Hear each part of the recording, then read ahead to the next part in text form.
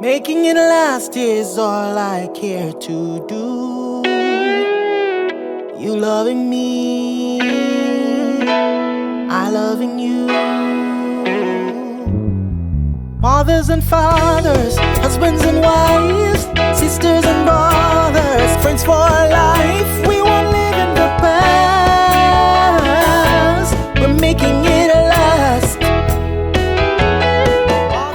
It's time for another conversation. Welcome to Making It Last podcast, where it's all about helping us to have better relationships, not just with ourselves, with other people. And we're here with Deb Kelly, grandma on a mission. And this time, we're going to be having a conversation about calm mind practice.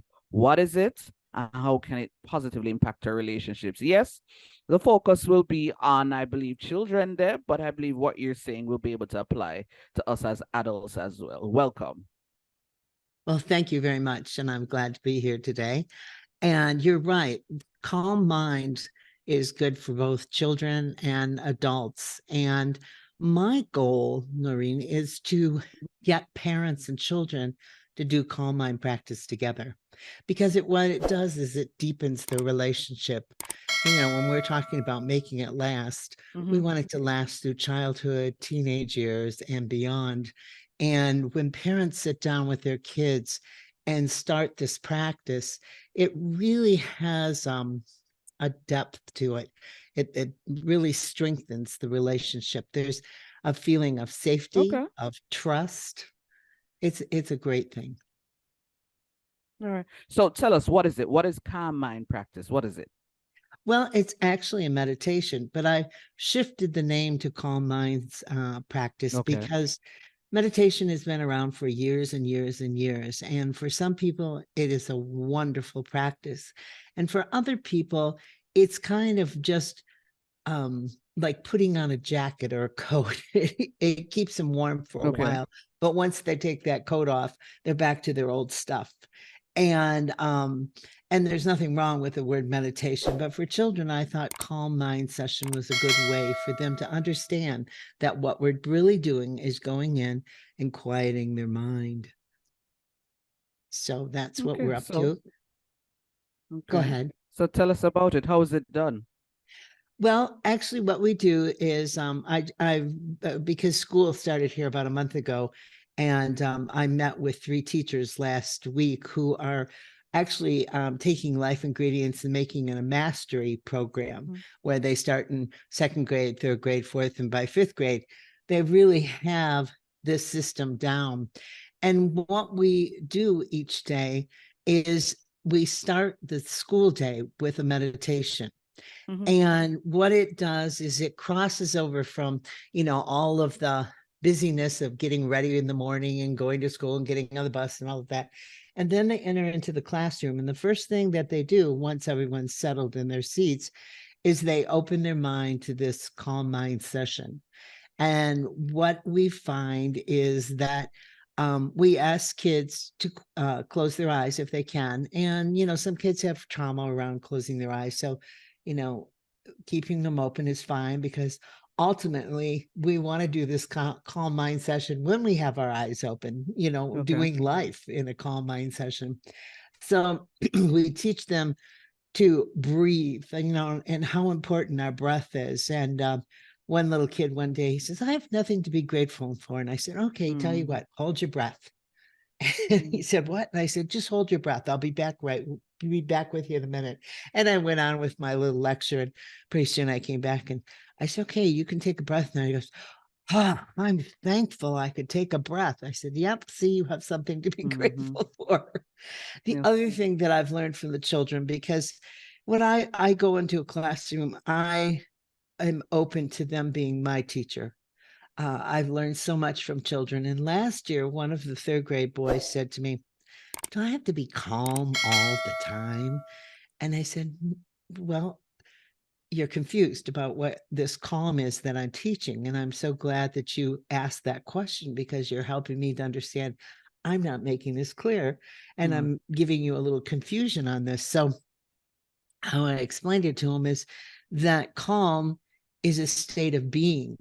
And so we can have fun and do crazy things and be silly and all of that. But I give you an example of what if one of your friends got hurt on the playground and everybody's running around racing. Oh my gosh, he broke his leg, blah, blah, you know, and you stop and you go to your calm mind, and you would take a deep breath in and you would observe what was going on. You would go over to your friends and say, you know, how are you okay?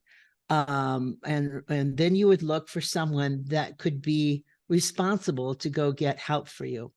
So in this practice, your life is going on, but you're moving into your calm mind and observing the world and then responding to the world with a calm space. And so how we do that with the children is we start them with the breath, keep teaching them how important that breath is, and that when you breathe in, I mean, just take a deep breath in right now. When you breathe out, your body naturally collapses into relaxation. It goes down. You raise your breath up, raises up when you're breathing in. And then when you breathe out, it just naturally collapses into relaxation. So when we teach the kids this, that they're breathing in deeply and breathing out, one of the interesting things I found when I was working with an adult, because what I do is a lot of times I'll take, just to make it interesting to kids, I'll say, okay, we're going to do nose to toes. You're going to breathe in through your nose and you're going to take it all the way down to your toes. And one of the adults said, you know, I never saw that image. I've always seen my breath here, my lungs and my mouth and my nose. And I said, yeah, that's the problem with the Western world. We are shallow breathers, and we don't understand that the depth of our breath helps open our mind. It helps us to evolve into a higher space of self-regulation and self-healing and self-organizing. So breath is the first thing we do with these kids. And then we talk to them about feelings. And so often children limit their feelings to maybe anger or frustration, overwhelm. And what we want to do is open them up to all of the feelings, you know, from joy and happiness and frustration and, you know, stress and anxiety. And we talk to them about anxiety because that's such a big buzzword right now with parents. You know, they're always like, oh, my child's so anxious. And they get into this drama about it. And I say, wait a minute, anxiety is a gift. It's an alert system. It's showing you that, hey, wait a minute, you know what? I'm not feeling right. There's something going on. What is it? And so it's really an alert system.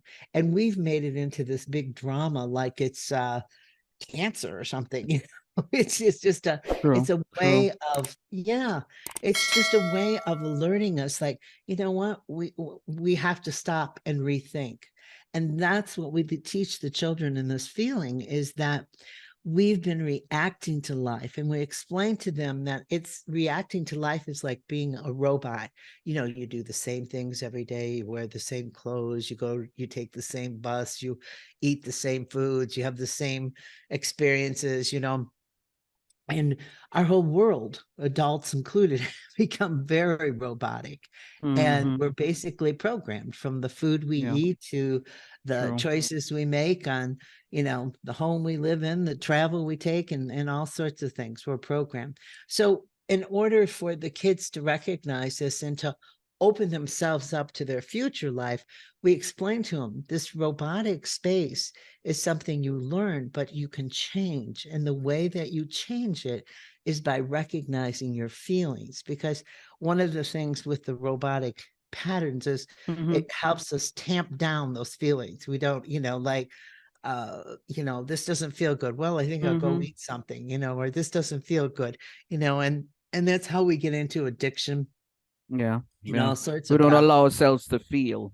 Yes, exactly. So what we do is we talk to them about feelings, and then we help them understand when they breathe and then feel, they're stopping and they're looking around and they're observing and they're getting a bigger picture. You know, at first they might have seen something, and we always say thoughts are things, but they're not always true. And they might see something and go to an old pattern which isn't even true in the moment. And we humans, and that's where our problem is in this world as adults, is we do this every day. We use the fight or flight, or, the fear or whatever, and we react to life rather than respond. So imagine if we take these little people and start training them how to respond to life, what a future they'll create, because they'll look at the bigger picture and they'll respond with a clear mind and a calm mind and an open heart. And so that's what we do. We teach them to breathe, to feel, observe, and then respond, so and it takes a lot of practice. It's not I'm sure. Yeah, I mean, for myself, I have I have to practice this every day. I just did, before we met this morning, I did a 35-minute meditation about reminding myself what I want from this day, and to stay conscious of what I want from this day. And it's just a practice that we have to keep doing, because our minds, most of us, all of us, it's out of control, and we've got to pull it back in and start to come from that place where our natural intelligence comes from. So we're here with Deb Kelly talking about calm mind practice, specifically for children, but it is applicable to us as adults as well. But we must take a break and get a word from our partners. We'll be right back. Making it last is all I care to do. You loving me, I loving you. Mothers and fathers, husbands and wives, sisters and brothers, friends for life. We won't live in the past, we're making it last. Mothers and fathers, sisters and brothers, friends forever.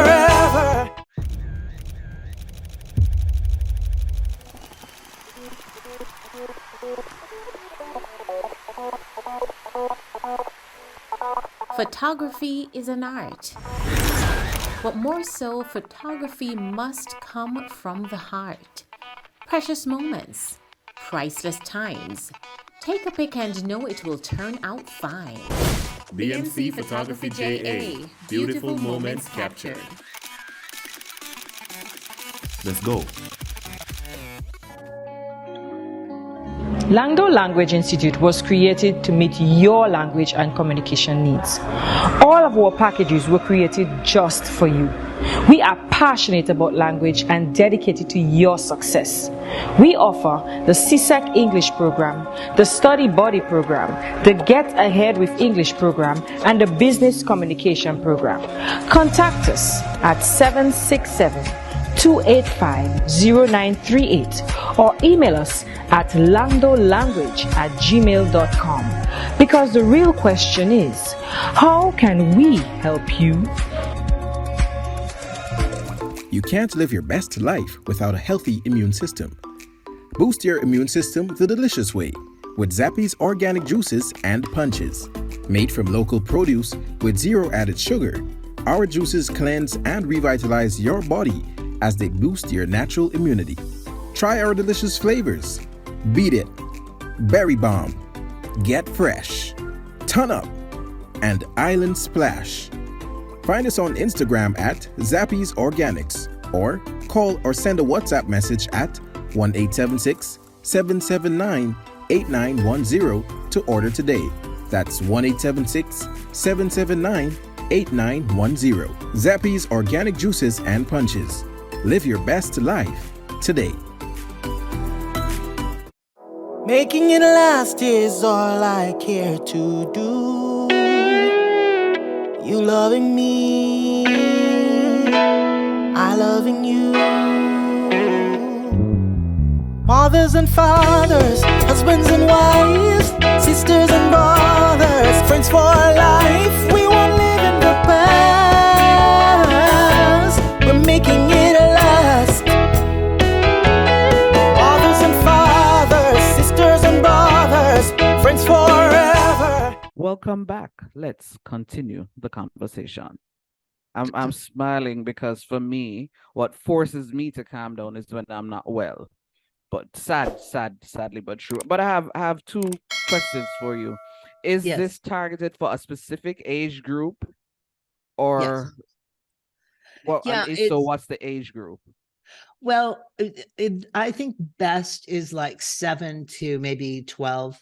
Okay. That those 5 years in there. Okay. 7 is when the brain starts to shift from, from 0 to 6. Kids Mhm. are kind of programmed, they're Right. Right. learning and that, and they still have that wonderment and that awe. And then Mhm. about 7, they're like, oh, wait a minute, what's going on here? I have to be responsible and I have to do these things and that. So that's where we want to catch them. And then of course, like I said, when parents sit down or teachers Mhm. sit down with the kids, the adults really, they'll always say to me, I need this program just as much as the kids do, because Okay. it's just like you're saying, it was a reminder to you, Mhm. to try to stay in that place of Calm conscious down. living. Mhm. Okay. Yeah. Is it I noticed that when you started out talking about it, you said that you basically start the day with it. Is it that you Mhm. recommend that it's done first Yeah. thing in the day or Right. whenever? Well, yeah, I think it's a good way to start the day if you can, have that practice and you have that. Another thing that I found is parents and teachers too. We use it as a reset for the Okay. day. Okay. Often the teachers after lunch, they'll do a reset and, do a quick 5 minutes and bring Mhm. everybody back in line again. Parents, when they're having some issues in the home and the kids are being a little bit out of control, like, hey, let's do a life ingredients. And then of course bedtime is a wonderful time to do it too, Good because as well. Okay. the mind is settling down and they can get into this calm mind session. So yeah, there are often many times you can use this program. Okay. All right. So I know primarily you focused on children, but as we're wrapping up, as adults, why do you think as adults we also should try to adapt this calm mind practice? Well, as I said in the beginning, it's a wonderful way to build a relationship with your children or your classroom, because when you're in this state of calm mind, you tend to go into heartfelt relationships, into heartfelt conversations, into how does life work? Oh, wait a minute. If I keep doing that same thing over and over, life isn't going to change, and there's so many things that it gives parents and adults permission to sit down with their kids and really talk heart to heart. And where do we get that opportunity? Because they're racing to take them to soccer or, let's do homework and this sort of thing. And so this is really a blessing for parents and children to come together for just, it's like 10 minutes a day. But it's the 10 minutes that I had one little girl that said, I'm so busy, my parents and everybody, and this is 5 minutes every day where I can just relax and be, with my parents. And as the kids progress, they're going to look back and say, that was really a loving thing that my parents took this time to help me understand how life works. All right. So I have a follow-up. So for the non-parents like myself, why Yes. then should I engage in calm mind practice? Because as adults, we have lost our childlike wonder. Okay. Because we get so caught up and we're programmed, you got to get to work, you got to do this, you have to show up here, you have to look this way, you have to be this kind of person, we're caught up in this programming. And what happens when you go into a calm mind session is you begin to relax and your mind starts to go back to that natural intelligence, that guidance system that we have. And you begin to bring your awe out. You give yourself permission to look around at the world and say, wow, that's so interesting. You get a moment to stop and breathe and look at the world from new eyes. And the more that you use those new eyes and practice that, the more you're going to upregulate your actual chemical body, your matter. Your thoughts become matter through this electrical pulse that goes through your body, and and then the chemicals are released. So when you go into this calm mind space and you keep practicing it, you're elevating your state of being. Excellent note to end on. Thank you so much for sharing, Deb. Yes, thank you. And it's been a great joy. We'll hope to see you again soon. Thank you so much. This was Making It Last podcast, where it's all about helping us to have better relationships, not just with ourselves, with other people. I'm Noreen Daly. Until next time. Mothers and fathers, husbands and wives, sisters and brothers, friends for life.